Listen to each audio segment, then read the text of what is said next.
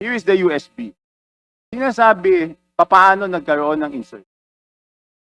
Under the name of Congressman Saldico, ang insertion sa BICAM as proponent siya is 13,803,693,000. And we do not want to invite him as a resource person. Mr. Chair, sorry. Comsec, can you show this? Para lang Yeah. sabihin hindi ako Mr. Chair, with nag-invento. due courtesy. Wait, I have the floor. Yeah, ikorek I have ko the lang. floor. Yeah, but I have Mr. the floor. No, Mr. I Chair, have the floor. just to, on the I have record, the floor. on the record, Mr. I Chair, have the floor. we did not refuse Suspend. to I invite. have the floor. Mr. Chair, motion to suspend. Mr. Chair, with due courtesy to all my colleagues, kanina lang ay tinanong ni Congressman Shell Jokno at ni Congressman Secretary Laila de Lima na hindi ba pangit na meron tayong komitiba and we might be investigating our colleagues? That's precisely the reason, Mr. Chair, why we are all here because of our oversight powers.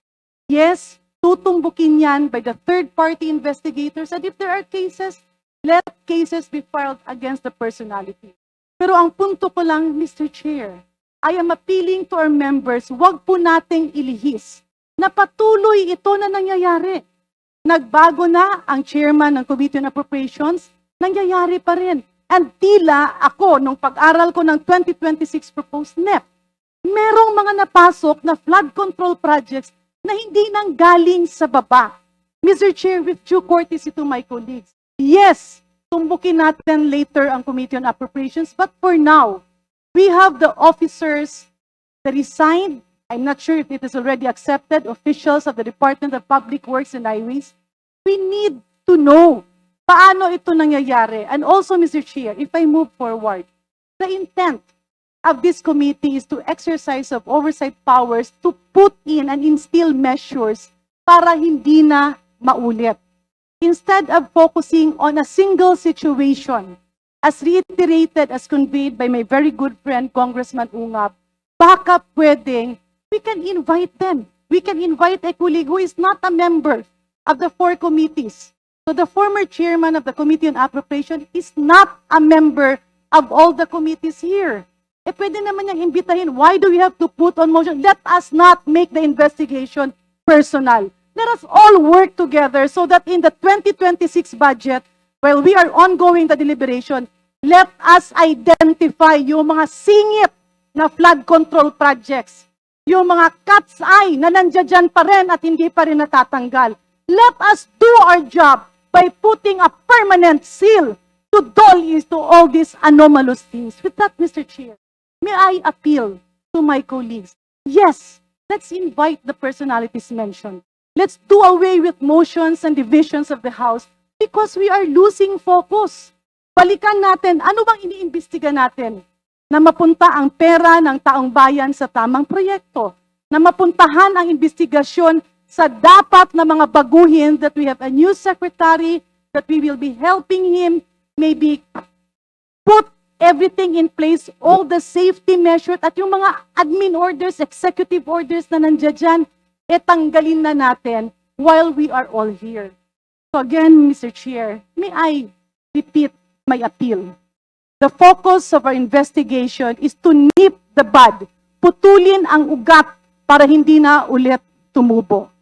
And with that, Mr. Chair, let's move forward to the interpellators that have signified the intention to ask questions. And I believe the Honorable Erice, as I earlier talked to him, is amenable to inviting a colleague. Kung hindi dumating, then let's discuss that. But is that the solution? Because any member of Congress will change, any committee chairman will change. But if the root of the cause of all of this will not be nipped, paulit-ulit pa rin itong mangyayari. Thank you. Congressman Chanco, then Congresswoman. Mr. Chair, yun na nga ang problema, no? Nung unang ginawa to, I was against it. How can we investigate ourselves? That is the primary question.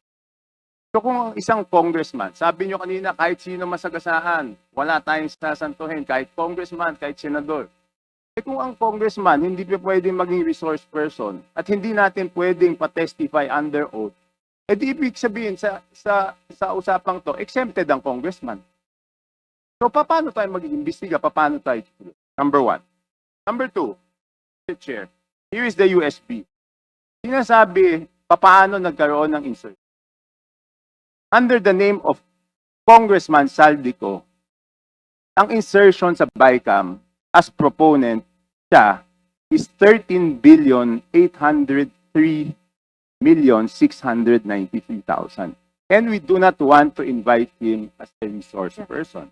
Mr. Chair, sorry. Comsec, can you show this? Para lang Yeah. sabihin hindi ako Mr. Chair, with nag-invento. due courtesy. Wait, I have the floor. Yeah, i-correct I have ko the lang. floor. Yeah, but I have Mr. the floor. No, Mr. I Chair, have the floor.